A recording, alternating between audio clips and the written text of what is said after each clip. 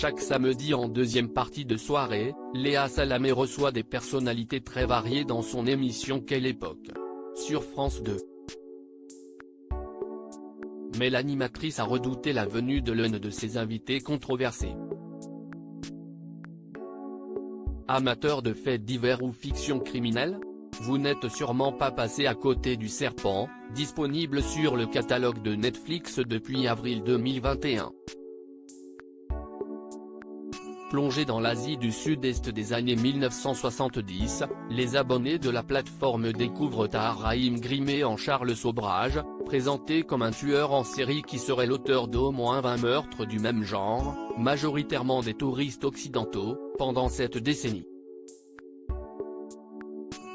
Emprisonné 20 ans en Inde, puis 19 ans au Népal, l'homme, aujourd'hui âgé de 78 ans, a finalement été libéré par les autorités népalaises en décembre 2022 pour des raisons de santé.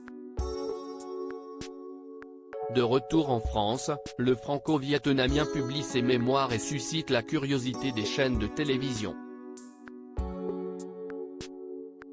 Réticences et réflexions avant l'interview de l'ex-serial killer samedi 11 février, il était l'invité du talk show Quelle époque, présenté par Léa Salamé sur France 2.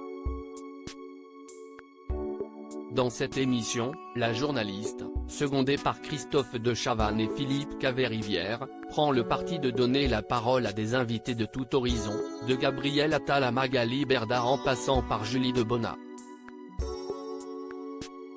Néanmoins, Léa Salamé a été quelque peu réticente à l'idée de convier Charles Sobrage, comme elle l'avoue dans un récent entretien accordé à Pure Média, « Je ne vais pas vous mentir.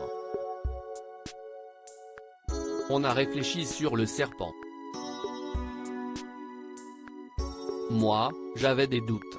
Ce n'est pas évident », se justifie la chef du plateau après que la venue de l'ex-prisonnier a été très commentée dans les médias et sur les réseaux sociaux. Une présence qui interroge et qu'elle assume toutefois, la présentatrice n'est pas discriminante et rappelle que cette personnalité a, elle aussi, une actualité, le type a passé la moitié de sa vie en prison, il a purgé sa peine. Son histoire a suscité des dizaines de livres et de films. Il y a eu l'immense succès de la série Netflix. Il sort son livre.